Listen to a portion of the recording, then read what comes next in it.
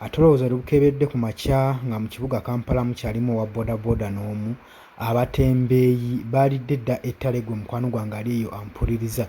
Jjukira nti nno salesale gwe baali babawa yali aggwako mu wiikisi 2 zokka zokka. Abakulu bano abatembeeyi ssaako n'ababodaboda asobole okuba nga bakwatamu obwabwe baamuke ekibuga Kampala. Oli ku UG Update TV kw'osinzira obba ng'otuuliza gwe mukwano gwange ali eyo ampuliriza. Kaakati ensonga zino nga bwe zigenda mu maaso tuzitunuulidde era tuzitaddeko amaaso ag'enkunnala. Tulabe eddala ekigendwa ky'abantu bano ki? Ddala olowooza ekigendwa ky'abantu bano kyakulongoosa kibuga Kampala? Bannayuganda tulemeddwa okwerwanirira, ekyo tukkirize oba tugaane. Buli wajja omukulembeze ate nno abasingamu Baganda. Abaganda mwe basinga otulugunyiza ku ttaka lyammwe. Naye buli we tuleeta omuntu nga wa kalica yammwe agenda kubanga amanyi ennono concepts asobole okubeera nga abanywereza ku ttaka ly'obujjajjammwe kwe mwafunira omukisa okufuna ssente temumuwagira ate. Tulaba bodaboda nga baavuddeyo mu 2025 nga bagenda maaso n'okampeyingira ekibiina ekya National Resistance Movement. Kyokka nno nga kyekikoze nnyo obukubirire okulaba nga ababodaboda bano bava mu kibuga Kampala saako n'abatembeeyi. Kaakati wenjogerera bonna baamuse dda ekibuga Kampala, tebamanyi wakutandikira, tebamanyi wakudda. Niwaawaawo bataddewo enkola principles okulaba nga banyiriza ekibuga Kampala, naye ekibuga tekikolebwa bizimbe, ekibuga kikolebwa bantu. So nze ngamba omuntu yandikonsideringiddwa nnyo okusooka ddana ebizimbe n'amakubo, kubanga naye munaateekawo ekibuga Kampala nga abantu tebajjaamu, tekijja kifuula kibuga. Ekibuga kirina okubeera ne economy ng'eri high, ng'ekiyingiza okulaga nti ddala kisaanidde okubeera capital city ey'eggwanga Uganda. Kaakati nno mukyala Minister of Kampala agenda mu maaso n'okuba nga yeewera nkolokooto ng'abagamba nti tekabatanda, kyonna kyonna kye mulowooza okukola mukirowoozeeko nga mukikomyeeyo.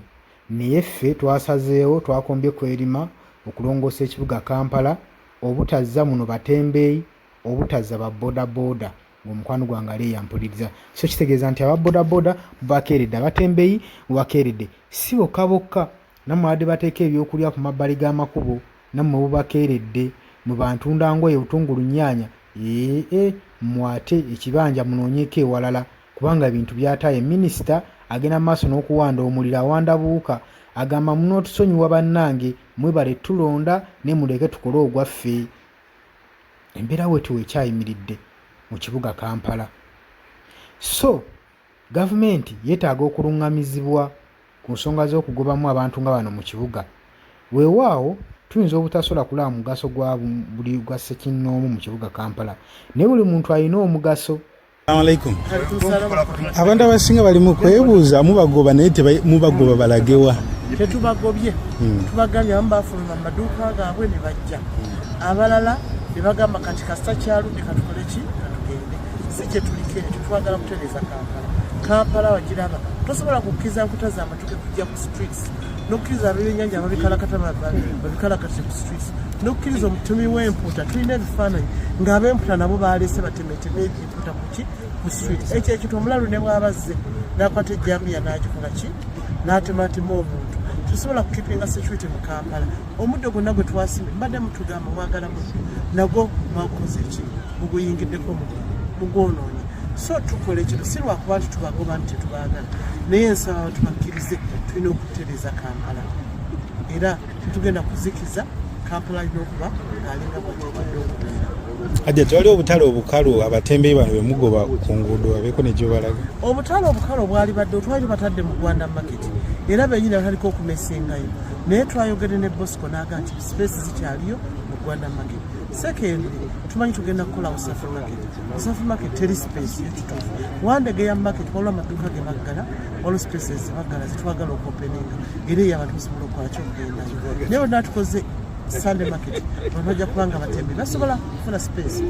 Kyekyokugamba nti twagala evening market, tukyagala security balokola ki kukitereeza otherwise tulina capacity gati evening market eberewo kuba bagala cooperative kufasa okubera mpaka sawa security ino kubanga eri naffe kuna nti abantu abali safe bakolera na minister ko kasama le kumanyuma guno kizemu atonalero mulimo guno nga mu cases muri committee omwewuliriddeko n'amatuugo ng'agenda mu maaso n'okwewera nkolokooto ng'agamba nange tetubagoba mu kibuga Kampala awula tubagala kulongoosa kibuga Kampala agamba yabateereddewo kye bayita Sunday market abasuubuzi kye bagenda okuba nga bakwakwaliza okusobola nga batunda ebyamaguzi byabwe ako kawulidde ako naye nga ku sayidi emu bo abasuubuzi bagamba lwaki temuteereddeewo evening market eyo yandituyamba okulaba nga ssente zaffe tezifiira mu busuubuzi. Minisita agamba nedda evening market tukyagirowoozaako naye tetukiwa tulina security emala okusobola okubakuuma ekyo ekintu kyetaaga nga security gye muyina eri tight obusobola obutafuna buzibu ekiro mu ttumbi nga mugenda maaso n'okutunda ebyamaguzi byabwe. Nze ngamba omutuufu mukyamu ojja kumbulira mu comment section. Kati bba ababodaboda bo tebawaweereddwa mwaganya kwamuka bwamusi kibuga Kampala kukifuluma. Kati twebuuza omuntu ng'omaze okugula ebifuluusi n'ebifuluusi byo ani agenda okuyamba? Ekibuga kirina okuteekebwawo proper arrangement nga n'obusonga obusobola osolovingwa busolovinze abalina lwagejeezi ennene mutaddewo muta solution mwemba mugobyemu ababooda ebyo ebintu bye musaanidde okutuula ku drawing board ne mulowoozaamu. Minisita agamba nti bataddewo obusaale mu kati nga Kawusaafi, Gwanda market, Wandegeya market. Njukira Wandegeya market eruddewo naye abantu baagaana ojja okipayinga olw'ensonga nti no akatale ako population yaako tetuukaganye na mutindo. Ogenda okwesanga ng'obutale buno bwe babasindika emiguudo tezituukaganye na kusirikiriza muntu wa bulijjo kugenda mu maaso na kugulayo byamaguzi. So neweesanga nga abasuubuzi abamu babivuddemu abamu bakomyewo mu kibuga. So kijja kubeera nnyo kizibu nnyo gavumenti okugobaganya abasuubuzi mu kibuga n'ababooda mu kibuga nga tebatereddeewo bwenkanya nga tebatereddeewo kugamba kiyinza babuzaabuza kubeerabiza kujja mu kibuga ne bateekinga ebirowoozo nti nno ne babeera wabweru w'ekibuga basobola okukola. Ndowooza ng'ekintu ekyo kikulu nnyo mukirowoozeeko. Naggambye edda oli ku Yugi Update TV kosinzidde obba ng'otuwuliriza. Wandigaye nti nno KCCA ebadde balwanirira KCCA nabo bakombye kwerima bagamba tugala kukkiriza abasuubuzi mwe bantunda byennyanja bantunda mmere bantunda kasooli mwe munoonye ekibanja ewalala temugenda kuba nga mubitundira mu kibuga kyaffe. Minisita agamba nti ekibuga kino mukiraba musiiba mutubanja entakera mwagala busubi mwagala ki naye byonna mubininnyirira. Kati bannange tetubagobaamu lwaki? Naye ekibuga kyaffe kyetaaga okulongoosebwa mukkirize oba mugaane. Ebibadde ebigambo bya minisita omulonde mwaka gwa 2026 era yeeyama baweereza era abagamba muleke akole omulimu gwe mwebala okumulonda kabateekereteekere. Oli ku Yugi Update TV bwadde osinza obba ng'otuwuliriza ngusaba sharinga vidiyo eno tambuza commentinga likinga. Mbaagala nnyo mwebale kwekuumira ku Yugi. Ngenda kuba nga mbalekirako omukulu okuva mu KCCA asobole okuba nga ajja abatangaaze olabe obukambwe bwe ng'agenda maaso n'okwewera enkolokooto n'okkomba kwerima ng'agamba tagenda kuwa musuubuzi wadde ne chance neegi neemu. Tagenda kuganya wa bodaboda kumuwa chance yadde neemu ekomawo mu kibuga. Abasajja bakambwe birungi si birungi gwe mukwano gwange eri abasuubuzi. Saagala nkulwiseeyo kankutwale direct mu katambi kano osobole okwekkaanya. Sharinga, commentinga, likinga. Agenda kusigala mu kapoloti konna tewali agenda sigala ku kapaaki konna. Ebyennyanja tebitundirwangako ku mini price.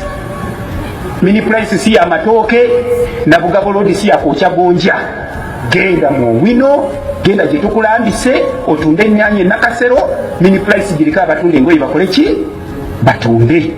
So tebabalimba era gwe tunaakwata nga awaayo 10 akiwaddeyo n'agoba kiwadde kitabye balinzi. Omulamuzi alibedde wali mu dakika 5 gwe nga tukusiibula emyezi 6 ng'ogenda otulimira kasa n'enkuba yiino etonnya.